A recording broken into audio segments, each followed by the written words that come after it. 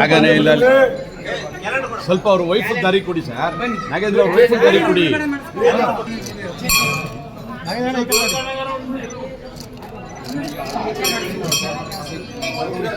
ಸಾಕು sir, thank you. ಹೊಸ ವರ್ಷದಲ್ಲಿ ಪರಮ ಪೂಜ್ಯ ಸ್ವಾಮೀಜಿಯವರು, ಭಾಷಂ ಸ್ವಾಮೀಜಿಯವರು ಒಂದು ವಿಶ್ವ ದಾಖಲೆಯನ್ನು ಮಾಡ್ತಾಯಿದ್ದಾರೆ. ಕೆಲವರೆಲ್ಲ ಹೊಸ ವರ್ಷ ನಮ್ಮದಲ್ಲ ಅಂತ ಹೇಳ್ತಾರೆ. ಭಾಷಂ ಸ್ವಾಮೀಜಿಯವರು ಎಲ್ಲ ವರ್ಷಗಳು ನಮ್ಮದೇ, ಎಲ್ಲ ದಿವಸಗಳು ನಮ್ಮದೇ ಪಾವನವಾದ ದಿವಸ.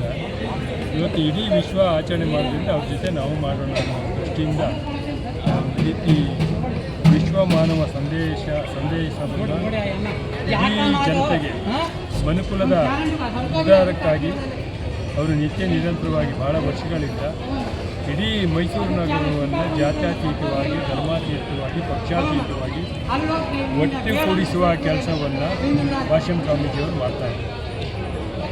ಇದೊಂದು ಆಯಿತು, ಗಲಾಟೆ ಮಾಡಬೇಡ. ಇದೊಂದು ಸಾಮಾನ್ಯ ಜಾಗ, ಮಹಾನಗರ ಪರಿಧಿಗೆ ಸಾಮಾನ್ಯ ಜಾಗವಾಗಿದ್ದನ್ನು ಪವಿತ್ರ ತಾಣವನ್ನಾಗಿ ಮಾಡುವಂಥ ಒಂದು ಸಾಹಸ ಇದೆಯಲ್ಲ ಸ್ವಾಮೀಜಿಗಳು, ಇದು ನಿಜವಾದರೂ ಪವಾಡ.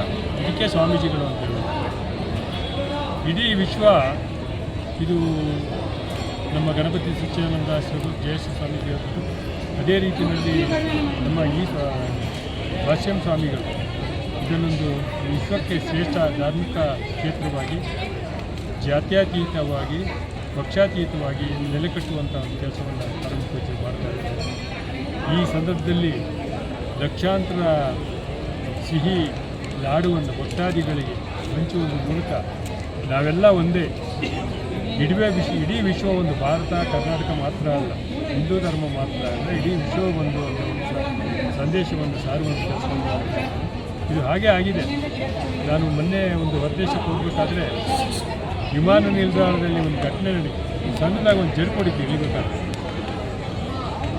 ಓಮೈಗಾಡ್ ಅವರು ಸರ್ವರ್ಗೂ ಸುಮ್ಮನೆ ಕೂತಿದ್ದ ಒಬ್ಬ ವ್ಯಕ್ತಿ, ಅಮೇರಿಕ ದೇಶದ ಒಂದು ದೊಡ್ಡ ಸಂಸ್ಥೆಯ ನೇತಾರ, ಬೆಂಗಳೂರಿನಲ್ಲಿ ಮುಖ್ಯ ಕಚೇರಿಯನ್ನು ಮಾಡಿದ್ದಾರೆ. ನೋಡಿ ಎಂತ ಅವ್ರು ಮಾತನಾಡ್ತಾ ಹೇಳಿದ್ರು, ನಾನು ಬೆಂಗಳೂರಿನಲ್ಲಿ ತಿಂಡಿ ತಿಂದು ಅಮೇರಿಕಕ್ಕೆ ಬಂದು. ಇದು ವಿಶ್ವ ಒಂದು ಪುಟ್ಟ ಹಳ್ಳಿ ಆಗ್ತಾ ಇದೆ ವಿಶ್ವ. ನೋಡಿ, ಇದು ಏನು ಈ ಯುದ್ಧ ಅನ್ನೋ ಪದ ಇರಬಾರ್ದಾಗಿದೆ, ಆ ಶಬ್ದವೇ ತಪ್ಪು. ಆ ಯುದ್ಧ ಅನ್ನೋ ಪದವನ್ನು ತೆಗೆಯುವಂಥ ಕೆಲಸವನ್ನು ಈ ರಾಷ್ಟ್ರೀಯ ನಾಯಕರು, ನನ್ನ ಅಣ್ಣ ನನ್ನ ತಮ್ಮ ಅಂತ ಕಚ್ಚಾಡ್ತಾ ಇದ್ದಾರೆ. ಅವರು ಯುದ್ಧವನ್ನು ನಿಲ್ಲಿಸುವ ಕೆಲಸವನ್ನು ಮಾಡಬೇಕಾಗಿದೆ. ಒಂದು ವಿಶ್ವಸಂಸ್ಥೆಯ ಅಂದಾಜಿನ ಪ್ರಕಾರ 1000 ವರ್ಷಕ್ಕೆ ಆಗುವಷ್ಟು, ಇಡೀ ವಿಶ್ವಕ್ಕೆ ಸಾಕಾಗುವಷ್ಟು ಹಣವನ್ನು ಒಂದು ವರ್ಷದಲ್ಲಿ, ಒಂದೊಂದು ವರ್ಷದಲ್ಲಿ ಸಂಗ್ರಹ ಮಾಡಿ ಬಿಸಾಕ್ತಾ ಇದ್ದಾರೆ ಯುದ್ಧದ ಸಾಮಗ್ರಿಗಳನ್ನು. ನಾವು ಎಲ್ಲಿ ಹೋಗ್ತಾ ಇದ್ದೇವೆ, ಮನುಕುಲ ಯಾವ ಥರ ಆಗ್ತಾಯಿದೆ, ಇದು ಸ್ವಲ್ಪ ನನಗೆ ಹೇಸಿಗೆ ಮತ್ತು ನಾಚಿಕೆ ಆಗುವ ಸಂದರ್ಭ. ಆ ದೇವರು ಭಗವಂತ ಅವರೆಲ್ಲರಿಗೂ, ನಾವೆಲ್ಲ ಒಂದೇ ಕುಟುಂಬದ ಸದಸ್ಯರು ಅನ್ನೋ ಭಾವನೆಯನ್ನು ವಿಷಯದಲ್ಲಿ ತಾಳುವಂಥ ಒಂದು ಶಕ್ತಿ ಕೊಡಲಿ ಅಂತ ಹೇಳ್ತಾ, ಈಗ ನಾವು ಇಲ್ಲಿ ತೃಪ್ತಿಕರವಾಗಿದ್ದೇವೆ, ಮೈಸೂರಿನಲ್ಲಿ ನಿಂತ್ಕೊಂಡು ಮಾತಾಡ್ತಿದ್ವಿ ಅಂತ ಹೇಳೋಕ್ಕಾಗಲ್ಲ. ನಾಳೆ 10 ನಿಮಿಷದಲ್ಲಿ ಏನು ಬೇಕಾದರೂ ಆಗ್ಬೋದು, ಅಂಥ ಪರಿಸ್ಥಿತಿ ವಿಶ್ವದಲ್ಲಿದೆ.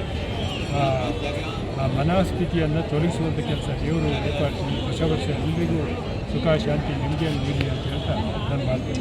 Thank you sir.